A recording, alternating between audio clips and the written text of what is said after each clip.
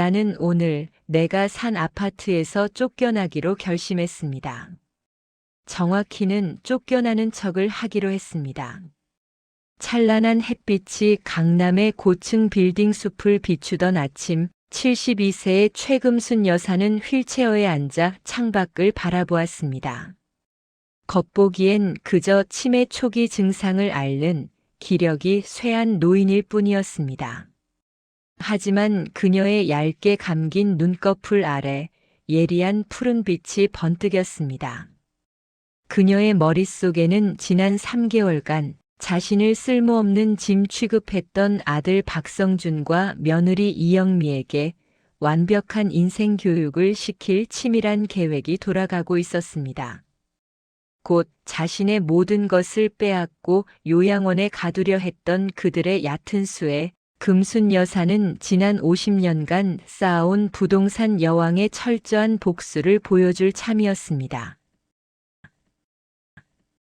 사연을 시작하기 전 구독과 좋아요를 눌러주시고 어디서 듣고 계신지 댓글로 알려주시면 마음을 담아 건강과 행운을 그곳에 전달해 드리겠습니다. 그럼 지금부터 이야기를 시작하겠습니다. 금순 여사의 현재 거처는 그녀가 평생 모은 재산 중 가장 작은 규모였습니다. 압구정동에 위치한 펜트하우스 대신 아들이 관리하기 편하다는 이유로 옮긴 방 2개짜리 아파트.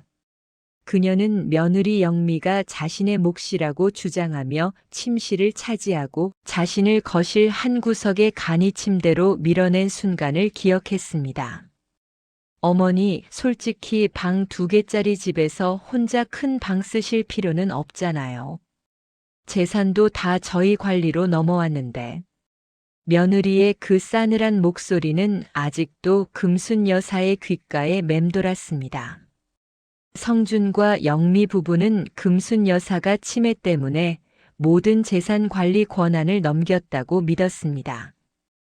이미 수년 전부터 금순 여사의 건강 악화를 빌미로 회사의 지분과 부동산 명의를 조금씩 옮겨왔고 3개월 전에는 마지막 남은 대규모 상가 건물의 명예 이전까지 성공했습니다.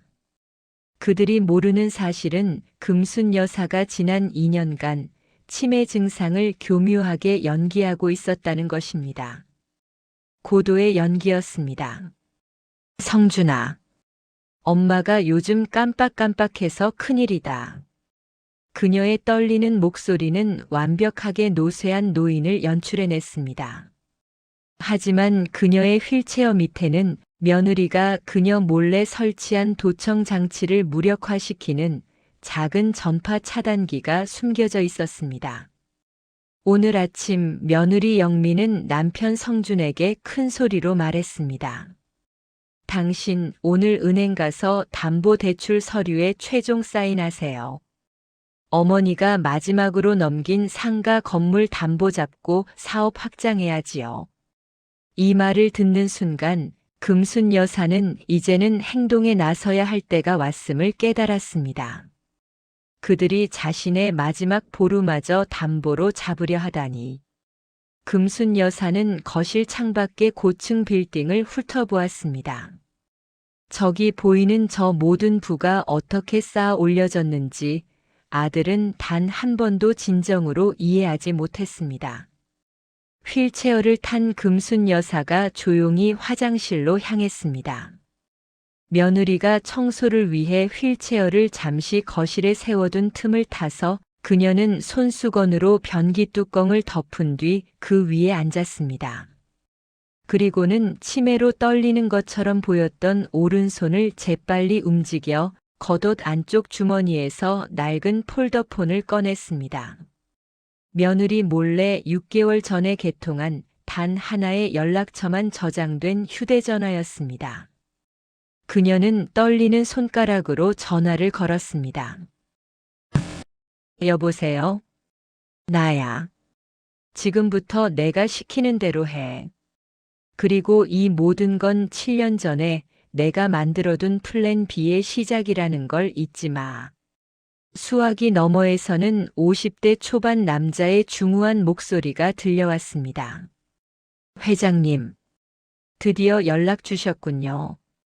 제가 이 순간을 위해 모든 것을 준비하고 있었습니다. 이 남자의 이름은 김민철. 30년 전 금순 여사가 맨손으로 부동산 투자를 시작할 때부터 함께했던, 이제는 강남 최고의 금융법무법인을 이끄는 변호사였습니다. 금순 여사는 아들의 배신에 대비해 7년 전부터 모든 것을 잃었을 때를 가정한 비상계획을 김 변호사와 함께 세워두었던 것입니다. 민철아, 오늘 10시에 성준이가 내가 마지막으로 넘긴 상가 건물에 담보대출 서류 사인을 하러 간다고 했어. 막아야 해. 예, 회장님. 염려 마십시오. 이미 상가 건물은 7년 전에 설정된 특수 유치권 덕분에 그 어떤 대출이나 명의 변경도 불가능합니다. 명의만 아드님께 넘어갔을 뿐 건물에 대한 실질적인 권한은 회장님께 있습니다. 금순 여사는 미소를 지었습니다. 부동산의 여왕답게 그녀는 아들에게 모든 것을 넘기는 척하면서도 가장 중요한 키는 숨겨두었던 것입니다. 아들과 며느리는 명예 이전에 기뻐하며 수수료만 챙겨갔을 뿐 그 복잡한 법적 문구 속의 특수 유치권 설정은 간과했습니다. 아주 잘했어. 오늘 성준이가 은행에서 망신을 당하고 돌아올 거야. 그럼 분명히 나를 찾아와서 소리를 지르겠지. 네, 그럼 그때 제가 나서겠습니다. 아니, 아직은 아니야. 내가 치매에 걸려 정신이 나간 할머니라는 믿음을 확고히 심어줘야 해. 복수는 상대방이 가장 안심하고 있을 때 시작해야 완벽한 법이니까.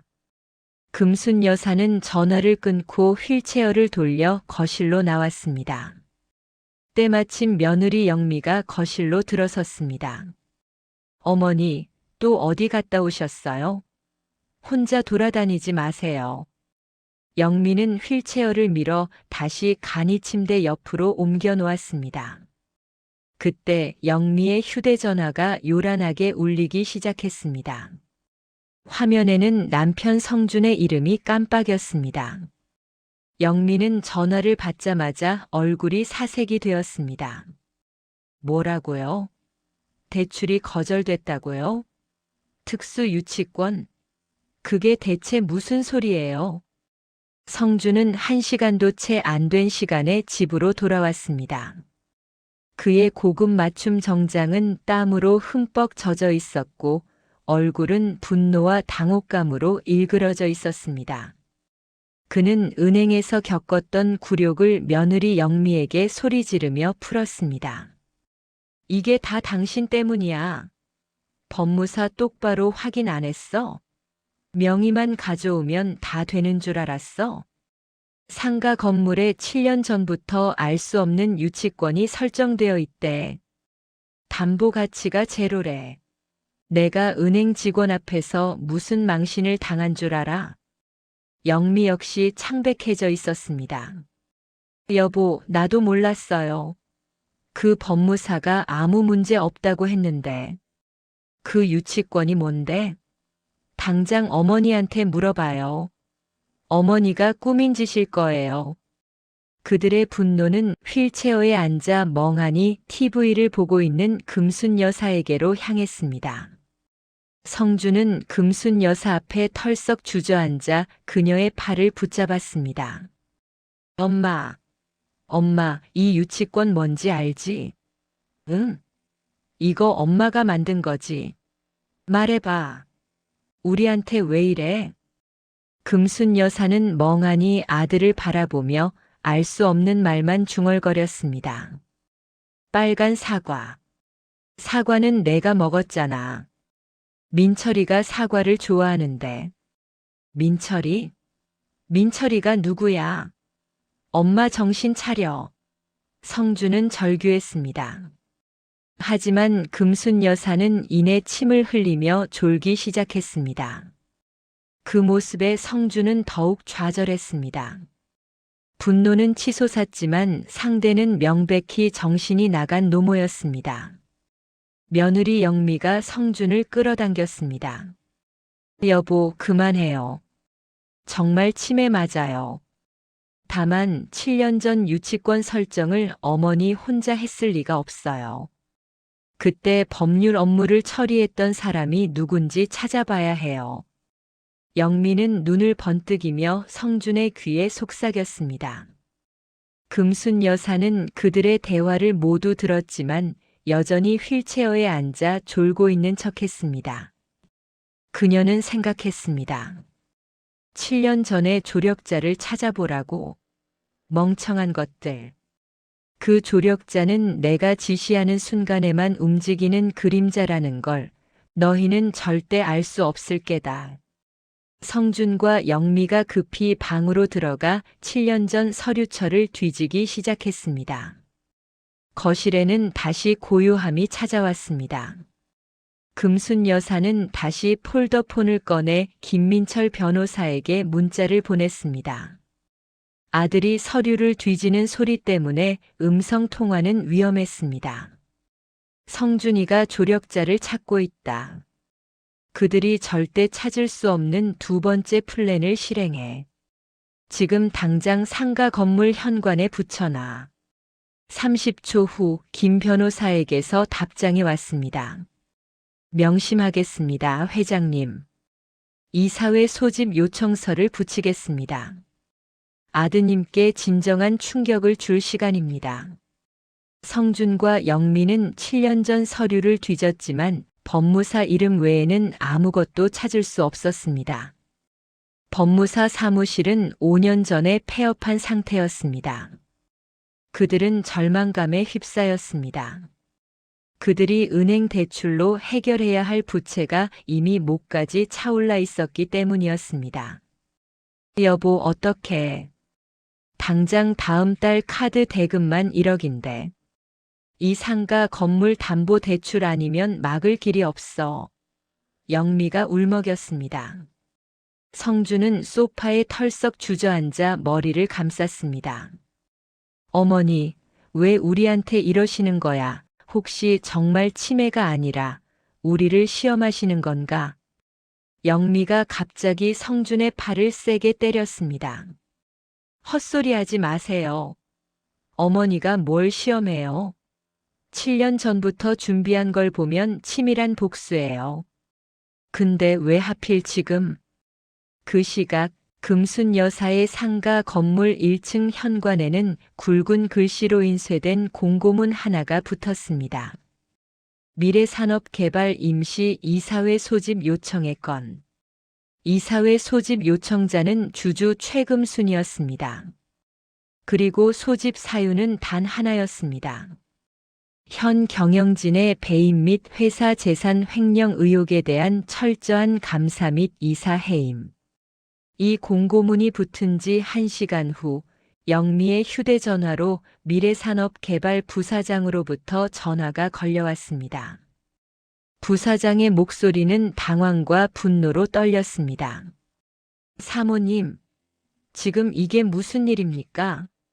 회장님께서 갑자기 이사회를 소집하셨다고요. 저희 상가 건물 담보 대출건이 불발된 건 이미 아시죠? 그런데 회장님은 분명히 명의를 넘기셨는데 왜 주주 명단에는 회장님의 지분이 여전히 51%로 찍혀 있는 겁니까? 영미는 귀를 의심했습니다. 분명히 모든 주식과 지분은 몇 년에 걸쳐 성준의 명의로 이전되었습니다. 주식 양도 계약서와 주주 명부까지 모두 성준의 이름으로 업데이트되어 있었습니다. 하지만 부사장의 말은 달랐습니다. 부사장님, 농담 마세요. 저희 남편이 100% 주주예요. 영미가 소리쳤습니다. 부사장은 한숨을 쉬며 말했습니다. 저희도 미치겠습니다. 법무팀이 확인 중인데 5년 전 회장님께서 모든 지분을 아드님께 넘길 때 5년간 증여 철회 불가능 조건 대신 조건부 증여 계약을 체결하셨답니다. 그리고 그 조건은 주주 최금순이 생존하는 동안 회사 의사 결정에 참여할 수 있는 권한 51%는 유보한다는 내용입니다. 성준과 영미는 충격에 빠졌습니다. 그들은 어머니의 치매가 심해졌을 때 그녀를 속여서 단순한 증여 계약서에 사인하게 만들었다고 생각했습니다. 하지만 금순 여사는 그들의 욕심을 꿰뚫어보고 5년 전 이미 조건부 증여라는 핵폭탄을 심어두었던 것입니다. 그들은 어머니의 명의만 가져갔을 뿐 어머니의 경영권은 건드리지 못했습니다. 성주는 분노를 넘어 공포를 느꼈습니다. 엄마가 이럴 수 없어. 치매는 연기였단 말이야?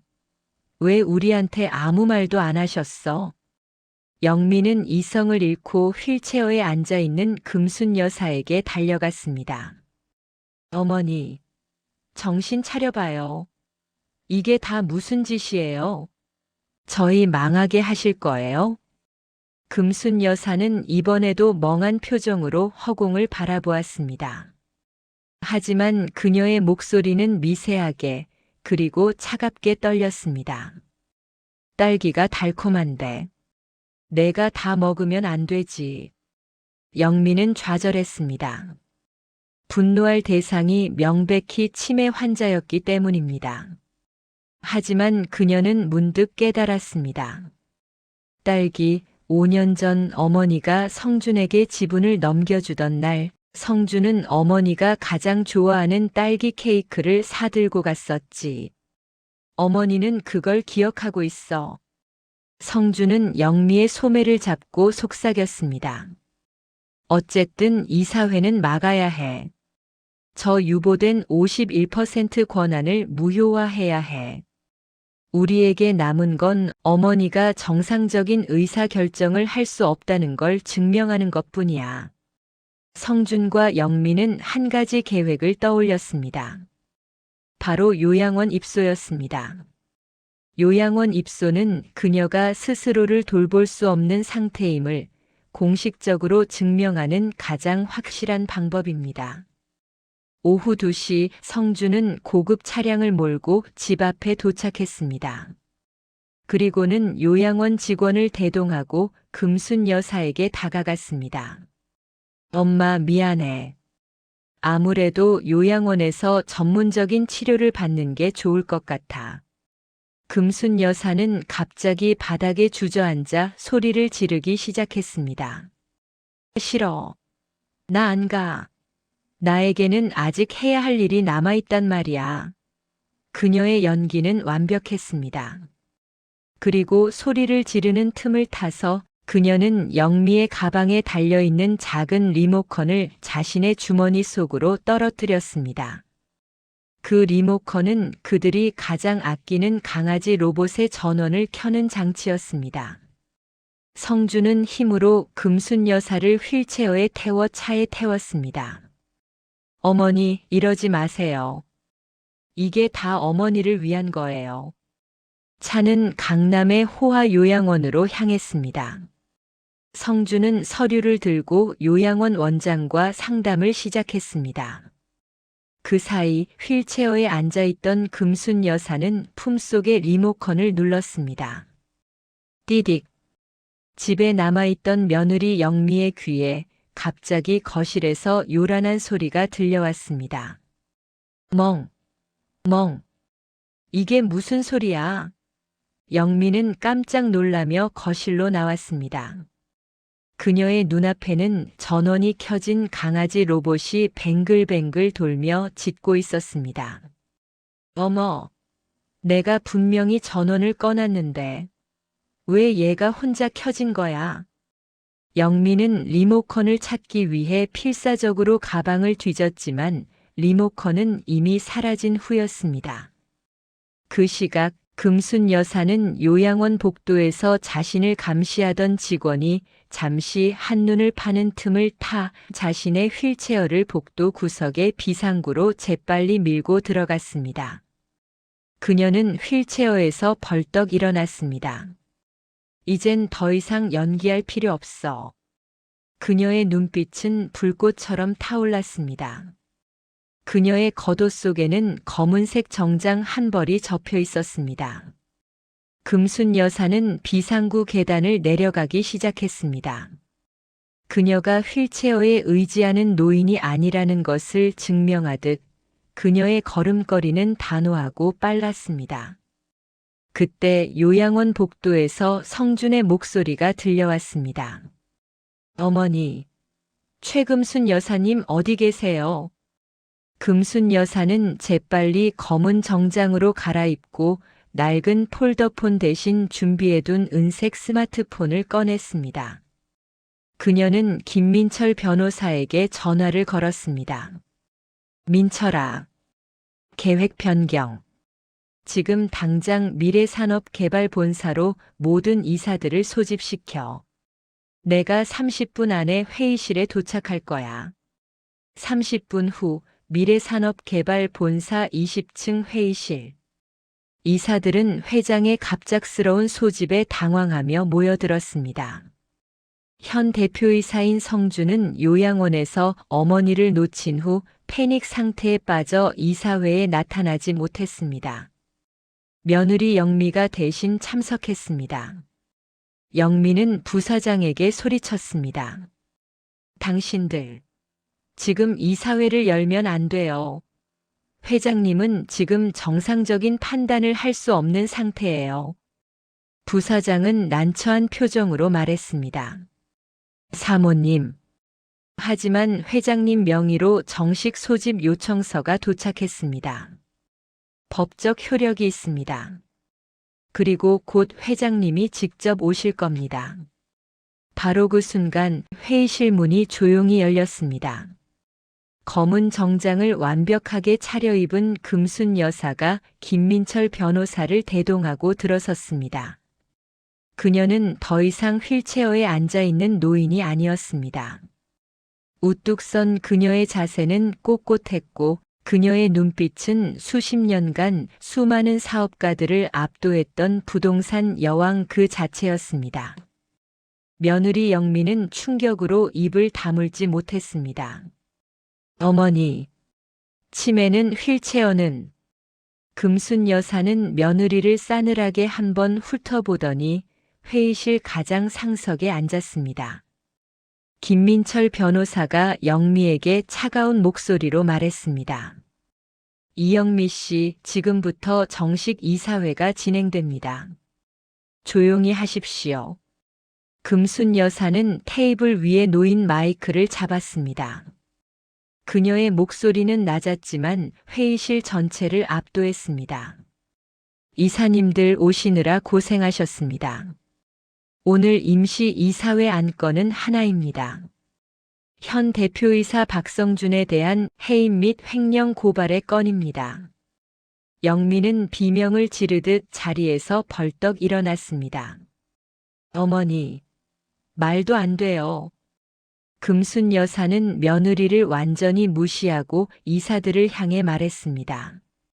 지난 3개월간 박성준 대표는 저의 건강 악화를 틈타 회사 자금을 개인 채무 변제에 유용했습니다. 또한 회사 소유 부동산을 담보로 불법 대출을 시도했습니다. 여기에 모든 증거가 있습니다. 김민철 변호사가 대형 스크린에 화면을 띄웠습니다. 화면에는 박성준 대표가 지난 3개월간 회사 법인 카드를 사적으로 유용하고 비자금 계좌에서 거액을 인출한 내역이 낱낱이 공개되었습니다. 이사들은 경악했습니다. 아닙니다. 어머니. 저건 조작이에요. 저흰 그저 회사를 위해 영미는 변명하려 했지만 금순 여사는 그녀의 말을 가로막았습니다. 조작?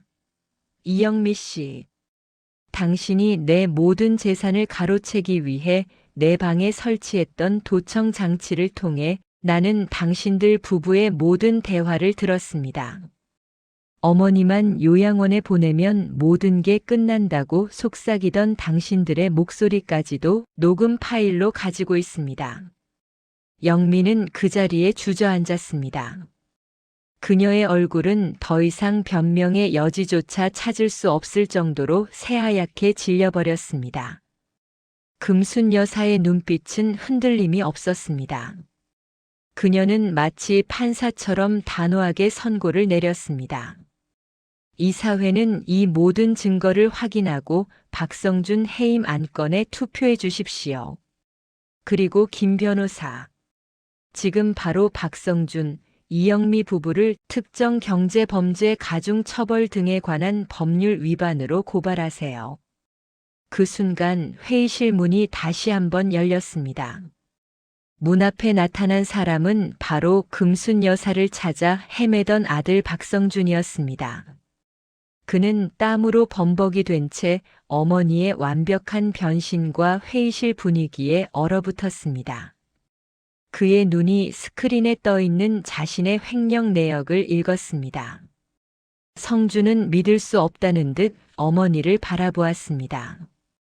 엄마, 이게 뭐야? 왜 나한테 이래? 내가 엄마 아들이잖아. 성준의 절규에 금순 여사는 마이크를 내려놓고 천천히 자리에서 일어났습니다. 금순 여사는 아들에게 다가갔습니다. 그녀의 표정에는 분노보다 깊은 슬픔이 있었습니다. 성준아, 네가 내 아들이라는 이유로 나는 너에게 모든 것을 주었다. 평생 일군 회사를 물려주었고 부족함 없이 키웠다. 그런데 너는 엄마의 마지막 가치가 내 생명이 끊어질 때 나올 보험금뿐이라고 생각했지? 성준은 충격으로 말이 나오지 않았습니다. 어머니가 자신의 내면 깊은 곳에 있던 어두운 생각까지 꿰뚫어 보고 있다는 사실에 소름이 돋았습니다. 내가 너를 시험하기 위해 2년간 치매 연기를 했을 때 너는 단 한 번도 나를 걱정하지 않았다. 오직 회사를 어떻게 빨리 가져갈지만 고민했지. 나는 네가 돈보다 엄마를 택하는 단 한 번의 기회라도 주려고 했다. 금순 여사는 자신의 품에서 낡은 서류 한 장을 꺼냈습니다. 그것은 20년 전에 작성된 유언장이었습니다. 이 유언장은 너에게 모든 재산을 상속하는 내용이었다. 단 조건은 나의 임종시까지 나를 진심으로 돌보았음을 증명하는 것이었지. 그렇게 말하고 유언장을 갈기갈기 찢어버렸습니다. 하지만 너는 실패했다. 너는 돈 때문에 나를 요양원에 가두려 했고 나를 파멸시키려 했어. 이제 너는 나의 아들로서의 자격뿐만 아니라 이 회사의 대표로서의 자격도 모두 상실했다. 이 말을 듣고 성준은 그 자리에서 무릎을 꿇었습니다. 영미는 울부짖었습니다. 어머니, 죄송해요. 저희 한 번만 용서해 주세요. 저희가 어머니를 모시고 살게요. 금순 여사는 며느리를 냉정하게 바라보았습니다. 늦었다. 너희는 나에게 두 번의 기회를 주지 않았다. 김 변호사. 김민철 변호사가 금순 여사에게 다가왔습니다. 예, 회장님. 지금 바로 모든 언론사의 미래산업개발 회장 최금순이 치매를 극복하고 아들의 횡령을 고발한다고 발표해. 다음 날 아침 대한민국은 최금순 회장의 뉴스에 발칵 뒤집혔습니다. 아들 며느리 횡령 혐의로 직접 고발 등의 헤드라인이 모든 신문과 방송을 장식했습니다. 여론은 금순 여사의 드라마틱한 복수에 열광했습니다. 중장년층은 페류나들에게 경종을 울린 통쾌한 정의라며 박수를 보냈습니다. 성준과 영미는 언론의 집중 포화와 검찰의 수사 착수로 인해 모든 것을 잃었습니다. 성준은 즉시 대표이사 자리에서 해임되었고 회사 주가는 폭락했습니다. 영미가 그토록 탐내던 압구정동 아파트와 명품 가방들은 모두 압류당했습니다. 금순 여사는 모든 것을 정리한 후 김민철 변호사에게 물었습니다. 민철아, 성준이는 감옥에 가야겠지? 김 변호사는 착잡한 표정으로 답했습니다. 회장님, 횡령액이 커서 실형을 피하기는 어려울 것 같습니다. 하지만 회장님께서 원하시면 변호인단을 붙여서 최대한 선처를. 금순 여사는 고개를 저었습니다. 아니, 그동안의 죗값을 치러야 한다. 감옥에서 진정한 반성을 배워야지. 나는 그들이 다시 나를 찾아오지 못할 정도의 처벌을 원해. 금순 여사는 깊은 한숨을 내쉬었습니다. 내가 평생 모은 재산은 그저 돈이 아니었다. 그것은 내가 세상을 상대로 싸워서 얻어낸 존엄이었어. 아들은 그 존엄을 짓밟으려 했고 벌을 받아 마땅해. 그때 김 변호사가 조심스럽게 물었습니다. 회장님, 이제 모든 것이 해결되었습니다. 하지만 아드님 부부에게 모든 재산을 넘기는 척 하셨을 때 회장님께 남겨두셨던 진짜 재산은 어디에 보관되어 있습니까? 이제 그 재산을 공개하실 때가 되지 않았습니까? 금순 여사는 김 변호사를 바라보며 미소를 지었습니다. 민철아, 내가 부동산의 여왕이었는데 설마 내 모든 것을 아들 부부의 손에 노란하게 두었겠니? 그녀는 테이블 아래에 있던 은색 서류 가방을 열었습니다. 그 안에는 부동산 등기부 등본이 수십 장 들어 있었습니다. 너희가 알던 미래산업개발은 나의 재산 중 5%에 불과했다. 김 변호사의 눈이 커졌습니다. 네. 그럼 나머지 재산은? 10년 전 나는 한가람 문화재단이라는 이름으로 모든 핵심 자산을 비영리 재단에 출연했다. 강남의 심장부에 있는 랜드마크 빌딩, 제주도의 리조트 부지, 그리고 해외의 채권까지. 내가 치매 연기를 시작했을 때부터 그 모든 자산은 이미 재단의 이름으로 완벽하게 보호되고 있었지. 재단은 금순 여사가 이사장을 맡고 있었으며 재단의 정관에는 이사장 유고시 김민철 변호사가 재단을 대리한다는 조항이 명시되어 있었습니다. 성준과 영미가 아무리 발버둥 쳐도 손댈 수 없는 철벽의 방어막이었습니다. 나는 내 재산을 나를 진심으로 존경하고 따르는 사람들에게 돌아가도록 만들고 싶었다. 그게 내가 평생 일군 재산의 가치를 지키는 길이라 생각했지. 김 변호사는 감격했습니다. 회장님 정말 대단하십니다. 그럼 그 한가람 문화재단의 자산 규모는? 금순 여사는 창밖의 서울 야경을 바라보았습니다. 그녀는 손가락으로 서울의 가장 화려한 빌딩 몇 채를 짚었습니다.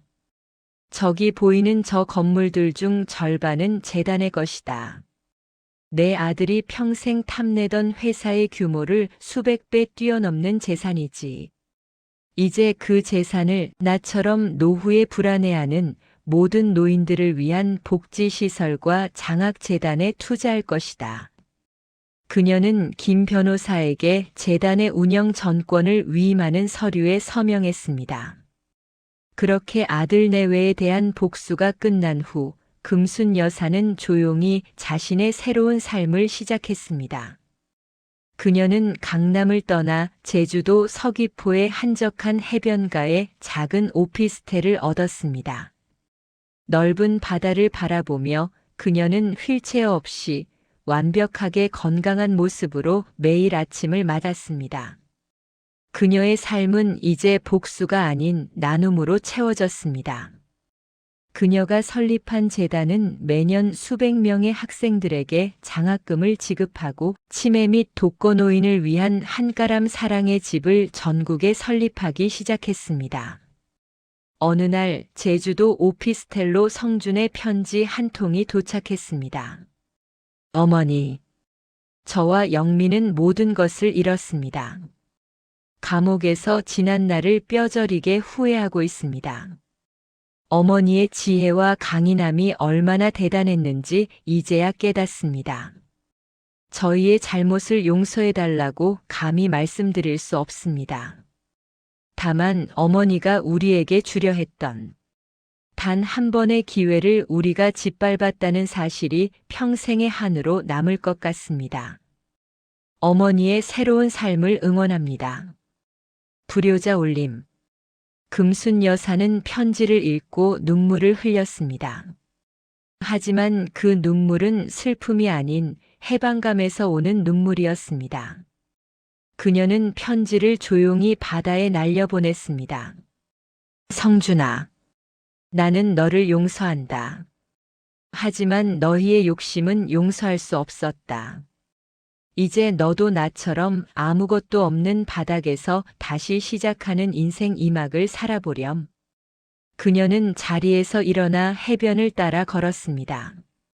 그때 그녀의 뒤에서 김민철 변호사의 목소리가 들려왔습니다. 회장님, 큰일 났습니다. 회장님을 모방한 또 다른 치매 연기 사건이 발생했습니다. 김 변호사는 심각한 얼굴로 금순 여사에게 다가왔습니다. 회장님, 최근 저희 재단의 후원 요청이 쇄도하고 있습니다. 대부분 회장님처럼 아들, 며느리에게 모든 것을 빼앗긴 노인들입니다. 그런데 그중 한 분이 회장님과 똑같은 수법을 쓰려다 발각되었습니다. 사건의 주인공은 78세의 이봉래 할머니였습니다. 이 할머니는 금순 여사의 복수극을 보고 용기를 얻어 갑자기 기억상실 연기를 시작했습니다. 그러나 너무나 급작스러운 연기에 아들과 며느리가 오히려 의심을 품었고 할머니가 몰래 숨겨둔 거액의 예금 통장이 발각되면서 상황은 최악으로 치달았습니다. 할머니는 현재 아들 부부에게 감금된 채 폭행까지 당하는 중이었습니다. 금순 여사의 얼굴이 굳어졌습니다. 이럴 수가, 내 복수가 또 다른 위험을 낳았구나.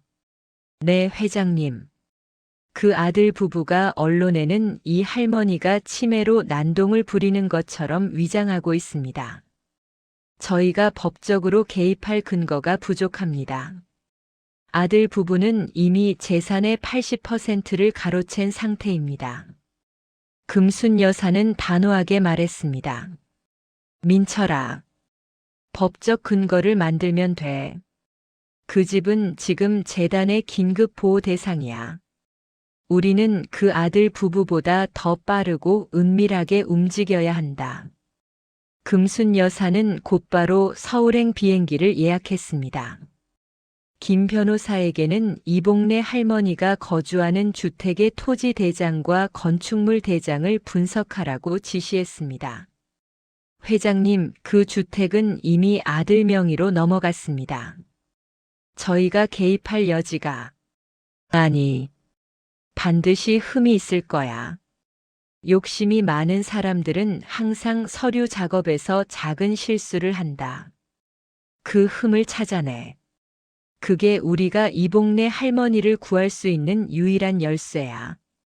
이봉래 할머니의 아들 부부는 할머니의 재산을 넘겨받은 후 곧바로 주택을 담보로 사채까지 끌어다 쓴 상태였습니다. 금순 여사는 김 변호사가 가져온 서류를 꼼꼼히 살펴보았습니다. 민철아, 이상하지 않니? 주택 건물 명의는 아들에게 넘어갔는데 주택과 붙어있는 작은 텃밭 30평은 아직도 이봉래 할머니 명의로 남아있어. 왜 이 작은 땅을 빼놓았을까? 그건 아마도 너무 작고 가치가 없다고 생각해서 아들이 실수로 빼놓은 것 같습니다. 금순 여사가 차갑게 미소 지었습니다. 아니야, 이게 바로 그들의 약점이다. 이 작은 땅이 바로 이 주택의 출입문과 연결되어 있어. 아들 부부는 텃밭이 할머니 명의인 채로 건물을 담보 잡혔을 게야.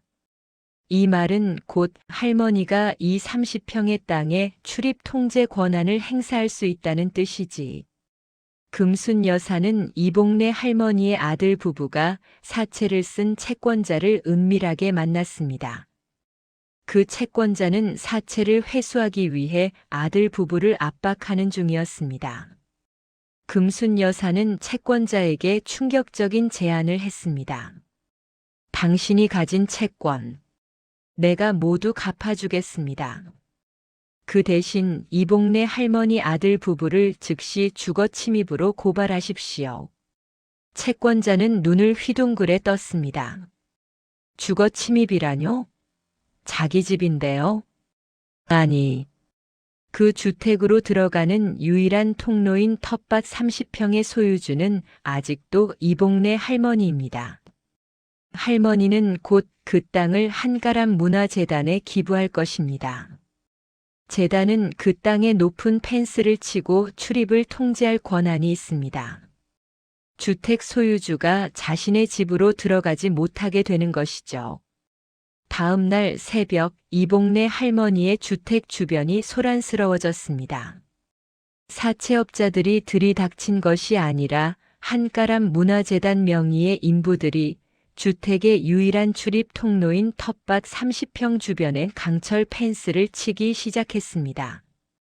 이 소식에 이복래 할머니의 아들 부부는 잠에서 깨어나 밖으로 뛰쳐나왔습니다.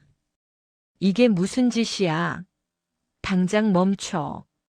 인부들은 묵묵히 펜스를 세웠고 그 뒤에 김민철 변호사가 서 있었습니다. 주거 침입죄로 고발합니다. 무슨 헛소리야. 여긴 우리 집이야. 김 변호사는 미소를 지었습니다. 아니요.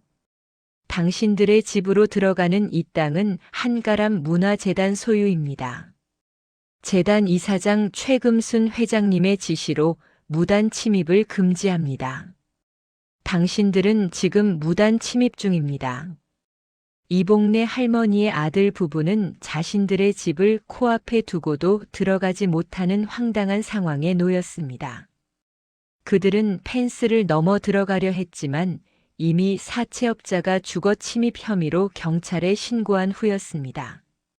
그때 펜스 뒤로 금순 여사가 모습을 드러냈습니다. 그녀는 휠체어 없이 당당하게 서 있었습니다. 너희는 이복래 할머니의 존엄을 펜스 안에 가두려 했지. 나는 너희의 욕심을 이 펜스 안에 가두겠다. 금순 여사의 계획은 완벽했습니다. 아들 부부가 외부에서 발이 묶이는 동안 금순 여사는 경찰을 대동하고 이복래 할머니의 집 안으로 들어갔습니다. 이복래 할머니는 방 안에 갇혀 있었습니다. 금순 여사는 할머니를 부축해 집 밖으로 모셨습니다. 할머니, 이제 안전해요. 제가 왔어요. 이복래 할머니는 금순 여사를 보고 눈물을 쏟았습니다. 고맙소, 정말 고맙소. 내가 당신 복수국을 보고 얼마나 용기를 얻었는지. 이복래 할머니의 구출 소식과 펜스 사건은 또다시 언론의 큰 주목을 받았습니다. 금순 여사는 인터뷰에서 단호하게 말했습니다. 늙었다는 이유로 혹은 병들었다는 이유로 부모의 존엄을 짓밟는 행위는 절대로 용납할 수 없습니다. 내 재산은 내 존엄을 지키기 위한 마지막 무기입니다. 금순 여사의 활약은 여기서 멈추지 않았습니다.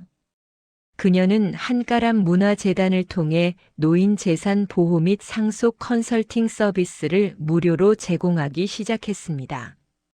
그리고 그녀의 두 번째 대규모 프로젝트가 시작되었습니다. 며칠 후 금순 여사는 김민철 변호사를 데리고 서울 시내의 한 허름한 빌라를 찾아갔습니다. 그 빌라는 그녀가 부동산으로 성공하기 전 성준을 낳고 살았던 금순 여사의 첫 집이었습니다. 그 빌라는 현재 재개발이 예정된 지역이었습니다. 하지만 재개발 조합과 주민들 사이에 갈등이 심해져 5년째 표류하고 있었습니다. 민철아, 이 빌라에 살던 노인들은 나와 비슷한 삶을 살았던 사람들이다. 이들의 재산을 지켜주고 싶다. 김 변호사는 난색을 표했습니다. 회장님, 이 재개발 건은 매우 복잡합니다. 이권 다툼이 심하고 특히 황룡건설이라는 악덕 업체가 조합을 장악하고 있습니다. 이들과 싸우는 것은 매우 위험합니다. 금순 여사는 창밖을 바라보며 미소를 지었습니다. 위험? 나는 평생을 위험과 싸워왔다. 황룡건설이라면 내가 부동산 업계에서 일할 때 내게 가장 큰 굴욕을 안겨주었던 그 황룡이 맞겠지. 금순 여사는 김 변호사에게 황룡건설의 모든 정보를 수집하라고 지시했습니다. 특히 황룡건설의 회장인 장태식에 대한 정보를 집중적으로 조사하게 했습니다. 장태식은 20년 전 내가 힘들게 모았던 작은 상가를 헐값에 강제로 빼앗아갔던 사람이다. 그때 그 사건 때문에 나는 이를 악물고 부동산에 목숨을 걸었고 부동산 여왕으로 자리 잡게 되었지. 금순 여사는 황룡건설의 악덕 수법을 파악했습니다. 황룡건설은 주민들을 이간질시키고 헐값에 땅을 사들여 막대한 이익을 챙기는 방식으로 유명했습니다. 현재 빌라 재개발 조합의 70%는 이미 황룡건설의 명의로 넘어간 상태였습니다. 민철아, 주민들에게 먼저 다가가지 마. 황룡건설보다 더 조용하고 은밀하게 움직여야 해. 금순 여사는 황룡건설이 빌라를 매입할 때 사용했던 명예신탁 문제를 파헤치기 시작했습니다. 명예신탁이란 부동산의 소유권을 실제 소유자가 아닌 다른 사람의 이름으로 등기하는 불법적인 행위를 말합니다. 김 변호사는 명예신탁을 증명할 수 있는 결정적인 증거를 찾아냈습니다. 회장님, 황룡건설이 빌라 매입 당시 차명 계좌를 사용한 증거와 명예신탁을 약속하는 녹취 파일을 확보했습니다. 이 증거를 법원에 제출하면 황룡건설이 소유한 70%의 조합 지분은 모두 무효화됩니다. 금순 여사는 이 증거를 들고 황룡건설 회장 장태식의 집무실을 찾아갔습니다. 20년 만에 재회였습니다. 장태식 회장은 콧방귀를 뀌었습니다. 최금순, 휠체어 타고 치매 걸려서 아들한테 쫓겨났다고 들었는데 아직도 살아있었나? 금순 여사는 장 회장의 눈을 똑바로 바라보며 말했습니다. 나는 아직도 부동산의 여왕이다. 나는 20년 전 당신이 내게 했던 굴욕을 단 한순간도 잊어본 적이 없어. 장 회장은 비웃었습니다. 그래서? 노인네가 뭘 할 수 있다는 건데. 네 아들에게도 재산을 빼앗기더만 나한테서 지켜낼 수 있겠나. 금순 여사는 조용히 녹취 파일을 재생했습니다. 녹취 파일 속에는 장 회장의 목소리가 명확하게 들렸습니다. 이 빌라를 차명으로 매입해. 나중에 문제가 생기면 조합원 몇 명만 희생시키면 돼. 어차피 늙은이들은 아무것도 못해. 장 회장의 얼굴이 굳어졌습니다. 이 녹취 파일이 어떻게 당신 손에 들어갔지? 네가 나를 늙었다고 얕봤기 때문이다. 나는 이 녹취 파일과 차명 계좌 증거를 곧바로 검찰과 언론에 넘길 것이고 그렇게 되면 이제 황룡건설은 곧 파산하게 될 것이다. 장 회장은 무릎을 꿇었습니다. 최 회장, 내가 잘못했다. 제발 한 번만 용서해 줘. 당신이 원하는 대로 모든 것을 돌려줄게. 금순 여사는 장 회장의 간청을 거절했습니다. 용서는 내가 아니라 당신이 짓밟았던 이 빌라의 주민들에게 구해야 하는 거야. 당신은 벌을 받아야 해. 결국 황룡건설의 명예 신탁 문제가 터지면서 재개발 조합은 해체되었고 장 회장은 검찰 수사를 받게 되었습니다. 금순 여사는 주민들과 협력하여 주민 주도형 공익 재개발 프로젝트를 시작했습니다. 주민들은 정당한 보상을 받았고 그녀는 그들의 영웅이 되었습니다. 금순 여사는 자신이 살았던 빌라의 재개발 착공식에 참석했습니다. 주민들은 그녀에게 감사를 표했습니다. 그때 그녀의 옆으로 한 여성이 다가왔습니다. 그녀는 다름 아닌 그의 며느리였습니다. 영미는 모든 것을 잃고 지금은 이 빌라 근처의 작은 식당에서 허드렛 일을 하며 살고 있었습니다. 그녀는 수척해진 모습으로 금순 여사 앞에 섰습니다. 어머니, 저 성준이 면회 갔다 왔어요. 남편은 어머니를 원망하지 않아요. 오히려 어머니의 강인함을 존경한다고 했어요. 금순 여사는 며느리를 말없이 바라보았습니다. 영미의 눈에는 진심 어린 후회가 담겨 있었습니다. 어머니, 저는 모든 것을 잃었지만 이제야 제가 무엇을 잘못했는지 알았습니다. 돈보다 중요한 것은 사람의 존엄과 가족의 사랑이라는 것을요. 영미는 조용히 금순 여사의 손을 잡았습니다. 저는 이 빌라 재개발 현장에서 청소라도 하면서 어머니의 뜻을 기리고 싶습니다. 금순 여사는 며느리의 손을 놓지 않았습니다. 그녀는 며느리에게 마지막 기회를 주기로 결심했습니다. 영미야, 이 빌라에 새롭게 지어질 건물의 이름은 한가람 사랑의 집이다. 이곳은 노인 복지 시설로 운영될 거야. 너는 이제부터 이곳의 관리 책임자로 일해라. 내가 이 노인들을 진심으로 섬긴다면 나는 너를 용서하겠다. 영미는 눈물을 흘리며 감격했습니다. 그녀는 금순 여사의 제안을 받아들였습니다.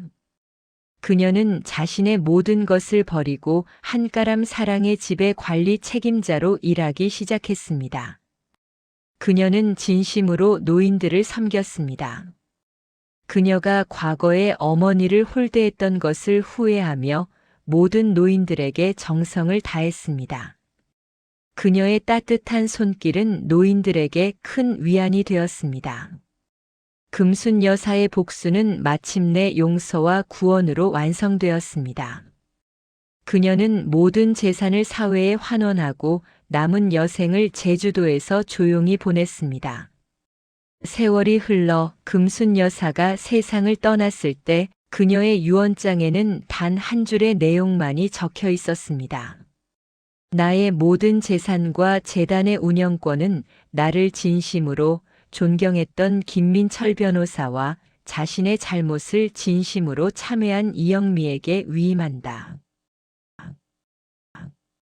여러분, 오늘 이야기는 어떠셨나요? 72세의 최금순 회장님은 우리에게 묻습니다. 인생의 진정한 재산은 무엇인가?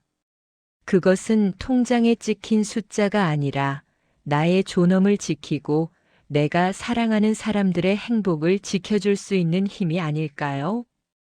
우리는 살면서 수많은 욕심과 배신을 마주합니다.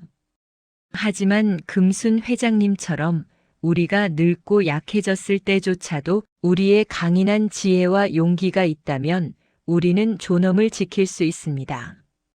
지금 이 순간 당신의 주변에 계신 부모님과 혹은 나이 들어가는 당신 자신에게 따뜻한 마음을 건네시길 바랍니다. 가장 완벽한 복수는 사랑과 용서로 끝맺음되는 법이니까요. 오늘 이야기에 공감하셨다면 당신의 지혜와 경험을 댓글로 나누어 주세요. 그리고 좋아요와 구독도 부탁드립니다. 저희는 다음 시간에도 여러분이 공감할 만한 감동적인 이야기로 다시 찾아뵙겠습니다. 지금까지 여러분의 인생 이야기를 나누는 오디오북 채널 세월 묻은 이야기였습니다. 감사합니다.